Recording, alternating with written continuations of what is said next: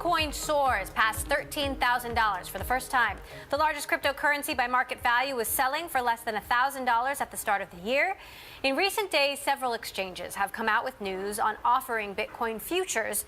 Joining us now, COINBASE CEO Brian Armstrong. Coinbase is an online platform that allows users to buy or sell Bitcoin by connecting with their bank accounts. It has almost tripled its user base this last year, now standing at 13 million. So a wild ride, especially in the last few weeks.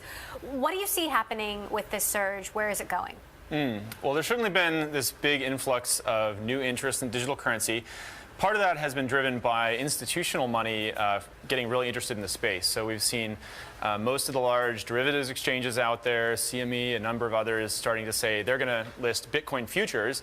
And so that's driven a lot of interest. It's a big signal that traditional financial institutions are now starting to move into digital currency. What is the CBOE, CME, NASDAQ, them trading these contracts? What does that mean for you? Does that create new challenges? Well, number one, it's just a big endorsement of the digital currency space, as this is a real asset class that more and more players are going to trade. But I think for us specifically, what it means is that we offer spot market data to a number of these providers, or we're discussing it with them. We run the largest institutional exchange in the United States called GDAX for digital currency. The other thing is that we are offering a custodian product where a lot of institutional investors need a secure way to store digital currency on behalf of their LPs and their clients. And so we launched a product recently on that for Coinbase Custody. So those are the ways that it might influence our business. Are you at all worried, though, that your clients might decide to go work with traditional mainstream Wall Street companies rather than Coinbase? Well, I mean, I think it's certainly an option. Like, there's going to be more and more people involved in the digital currency space. Like, we're not going to be the only ones. And so I think that's a good thing. Like, there's just going to be a diversity of players out there. There's going to be a lot of winners. But digital currency is moving so fast that I do think a company dedicated to it with 200 people who've built up this industry knowledge over the last 5 years is going to have a sustainable competitive advantage. Now, we have to talk about customer service. You've been experiencing a glitch, as you have with prior surges. Why does this happen? Yeah, well, I mean, in a word, it's hypergrowth, right? We've hired from about 40 customer support agents to about 220 or so this year. And I think by the end of next year, we'll have another 400 or so. And so we're in addition to the 200 that you already have? Yeah. So, and we also launched phone support this year. So we are going through this period of growth that is almost never seen in business. You know, it's really difficult, to be honest, to keep up with this amount of demand, and we're not servicing our customers to the level that they deserve at the moment. So that's really frustrating to see, but it's my job from the top to ensure that we're going to get there. But can you explain a little bit more about why it happens? Like, is it a glitch? Yeah. Is it a crash? What's actually happening technically? Oh, no, I mean, it's just a huge influx of new customers. So, you know, our volumes, whether you look at it as trading volume, new signups, everything, it's gone about 8x since June of this year, which is just unheard of. So it's really difficult to plan for that kind of capacity. So it's literally that you don't have enough humans behind the scenes to receive all of these complaints? Correct. So, you know, in addition to hiring new people, is there anything else that you can do? I mean, certainly we can always improve the product, right? I mean, improving the product is a way to reduce the number of customer support tickets that are coming inbound. And so, you know, the team is working really hard on that. The kind of key metrics we look at are around, you know, uptime, NPS score, average time to customer response. Those are the core metrics we're looking at to ensure that we're meeting our customer demands at this time. Do you have any concerns that this will decrease trust among your customers? Is that new customers, you'll lose new customers as a result of this? You know, honestly, I do have that fear, yeah. I think that it's really difficult to go through a period of this rapid growth and maintain the same level of service. And we've been watching those metrics, and they're not where we want them to be. So, you know, growth is a really high-quality problem to have, but it doesn't mean it's not a big problem. And I think especially in financial services, we're held to a much higher bar than, say, like the Twitter fail whale or something like that. I mean, we're storing people's money, and I think people are right to call us to a higher standard. The IRS has been asking for more information about your holdings and your profits. What are you hearing from your clients about this? Yeah, well, the IRS sent us a subpoena for a large number of customer records, in fact, all customer records, over a several-year period, which was pretty unprecedented. And so we did push back on that really strongly. We took it to court. The judge, you know, I think gave us a big vote of confidence, and they reduced the scope of the IRS request by 97%. It wasn't down to 0, which is where we think it should have been for something that broad, but it was certainly a partial victory. Now, I think if you look long term, look, we want to help people pay all their taxes on digital currency gains. What I think this should look like is something kind of like Fidelity or Charles Schwab, where everybody gets 1099 statements. The IRS gets a copy, our customers get a copy. It should be that simple.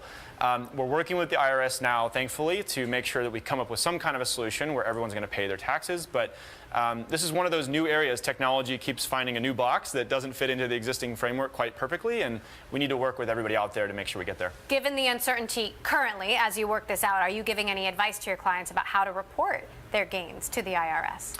So, obviously we try to stay away from any sort of tax advice since that's not what we do.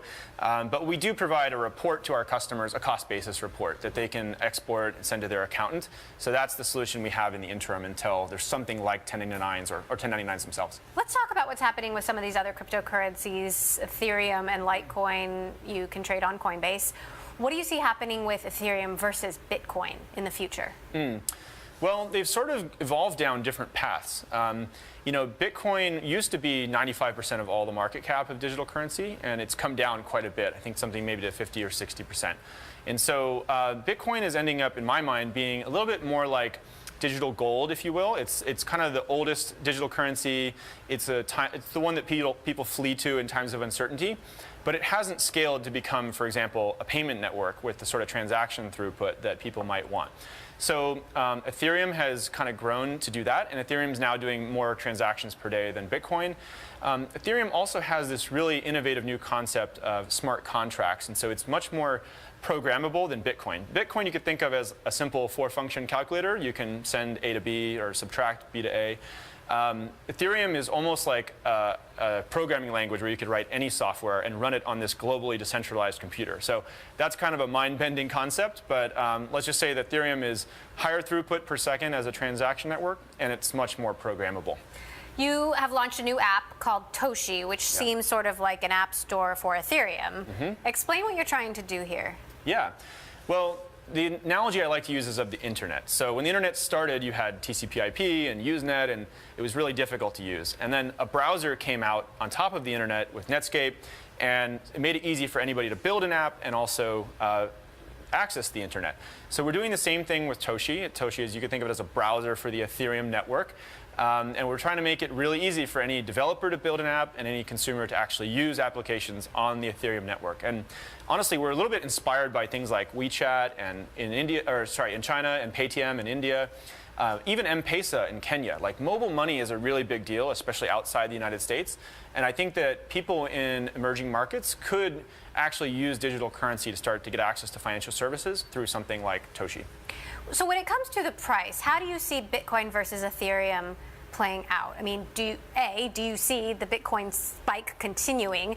Do you see Ethereum surpassing Bitcoin, as some have suggested it will? Yeah. Well, of course, I never want to be giving any investment advice, but I mean, just in broad strokes, the way I think of it is that Bitcoin does have a certain amount of guaranteed scarcity built in. There's only ever going to be 21 million coins. And of course, if something's more scarce, the price can be driven up. Ethereum has taken a different approach, which is that there may be a moderate inflation curve, almost like the US dollar. They might target 2 to 3% inflation a year. They're actually still deciding exactly what it's going to be. So Ethereum's not trying to be gold, which is what Bitcoin is. It's trying to be something more like a payment network or something more programmable. So that all factors into what the price will be. I guess one other really broad thing you could look at is just where are the users going, and where are the developers building the new apps? I personally see more developers building apps on top of Ethereum today. So that's one other factor which could point to what it might be in the future. We talk about this a lot on Bloomberg, whether, is Bitcoin a fraud? Is it not? Are we in a bubble? Are we not? If it's not a fraud, is it a bubble? What do you think? Well, I mean, I certainly don't think it's a fraud. I mean, is it a bubble? Maybe. I mean, digital currency has gone through a number of these periods where there's a big run up and then it'll correct back, but you're at a new plateau each time it goes up and it kind of comes back a little bit. So I think we're going through the most recent run up period. It's probably the 4th one we've been through as a company.